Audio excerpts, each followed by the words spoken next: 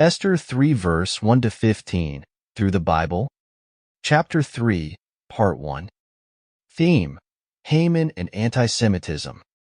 This is a chapter in the life of the Jew that has been duplicated many, many times. When you read this chapter, you can almost substitute the name of Pharaoh instead of Haman, or you can substitute the name of Hitler or Nasser. In fact, there are many names that would fit in here. There never has been a time since Israel became a nation, down in the land of Egypt, to the present moment, that there has not been a movement somewhere to exterminate them. After these things did King Ahasuerus promote Haman, the son of Hammedatha the Agagite, and advanced him, and set his seat above all the princes that were with him. Esther 3 verse 1. Here we are introduced to a man by the name of Haman. He is one in the long line of those who have led in a campaign of anti-Semitism. He is promoted by the king to the position that would correspond to prime minister. He was an Agagite. If you turn back to 1 Samuel 15 verse 8, you will find that Agagite was the royal family of the Amalekites. Saul should have obeyed God and destroyed the Agagites. If Saul had done what he had been commanded to do, his people would not have been in this situation, because the Agagites would have completely disappeared. God could see down through history, and he knew what was coming. Saul's failure to exterminate the Agagites almost led to the extermination of his own people. But again, God is behind the scenes, keeping watch over his own. No weapon is going to prosper against Israel. Many people thought that Hitler might become a world dictator, but that sending our boys to Europe was premature. I think we should have provided equipment and arms and let Germany and Russia slug it out. When they got so weak they could no longer fight, then we could have stepped in. There are those who said we should not have entered the Vietnam War. I agree with that. I think this idea of always shipping our manpower abroad is entirely wrong. We thought we stopped Hitler, but it was God who stopped him. God is going to stop Haman, too. Now we are beginning to see why God has moved Esther to the throne. If she had not been there, this anti-Semite Haman would have exterminated the Jews. That certainly was his intention. And all the king's servants that were in the king's gate bowed and reverenced Haman, for the king had so commanded concerning him. But Mordecai bowed not, nor did him reverence. Esther 3 verse 2. The king sent out word that he had a new prime minister.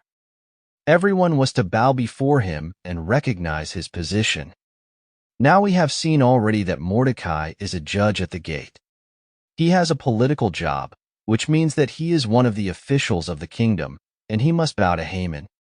But we are told that he did not bow to Haman. Friends, I am prepared to change my mind about Mordecai. I feel like throwing my hat up in the air because he refuses to reverence Haman. I think all of the other flunkies in the king's service went down on all fours when Haman passed by. In that day, they didn't just bend to the waist when they bowed. I see now for the first time the hand of God beginning to move in the life of Mordecai. You may say, but he is out of the will of God. How can God move in a case like that? He should have returned to his own land. Right. For reasons of his own he did not return, but, being a Jew, his place was back in Palestine. It is clear that he is out of the will of God, but he is still recognizing God. Though he makes no appeal to him anywhere in the book of Esther, he does recognize God. Do you know how I have come to this conclusion? God's law to the Jews was explicit. They were not to bow to anything but God himself. They were not to make an image or ever bow to an image. They were not to bow down to anything or anyone. And so when this man Haman comes by after his promotion, everybody who has a political job gets down on his face before him, except one man, Mordecai. Believe me, he is obvious when he is the only one left standing. Mordecai and Esther were not faithful enough to return to Jerusalem, but they were willing to jeopardize their lives in order to save their people. Therefore, I'm sorry for what I said previously about Mordecai. Then the king's servants, which were in the king's gate, said unto Mordecai, Why transgressest thou the king's commandment? Now it came to pass, when they spake daily unto him, and he hearkened not unto them, that they told Haman, to see whether Mordecai's matters would stand. For he had told them that he was a Jew. Esther 3 verses 3 and 4. He was asked why he didn't bow, and for the first time Mordecai reveals that he is a Jew. Up to this time he has told no one. And you will remember that he had instructed Esther, when she entered the beauty contest, not to let anyone know her race. Even her husband did not know it. But now Mordecai tells them, The reason I am not bowing to Haman is because I am a Jew. The minute he says that, he is also telling them his religion. He worships only the true and living God. He bows to no idol, to no image, to no man. He had been taught in Deuteronomy 6 verse 4, Hear, O Israel, the Lord our God is one Lord. He was to declare to the world, the ancient world, the world of idolatry, the unity of the Godhead. Today, in a world of atheism, we are to declare the Trinity, Father, Son, and Holy Spirit. Mordecai took a stand, and now the others know why. The Jew was known in the world of that day as a worshiper of the one and true God. I feel like saying, Hurrah for Mordecai. I apologize for what I previously said about him. He is beginning now for the first time to take a stand for God, and it is going to cost him a great deal. I do not think he dreamed it would be so far-reaching as to touch all of his people, but he recognizes that it probably will cost him his job and even his life.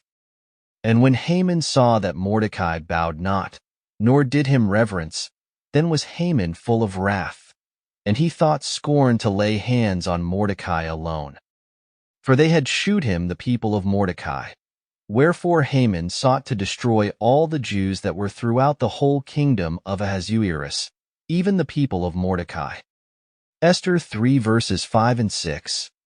In this passage Haman reveals that he is a small man. He should have ignored Mordecai. As Mordecai is beginning to stand out as a man of God, this man Haman begins to stand out in all of his ugliness as a man of Satan. The first thing we notice is his littleness. We are going to note all the way through the story that Haman is a little man. You will hear him later on crying on his wife's shoulder. He will say something like this, I've got everything in the world I want. I can have anything in the kingdom, but that little Jew won't bow to me. It is a small man who will let that sort of thing bother him, and he is permitting it to disturb him a great deal.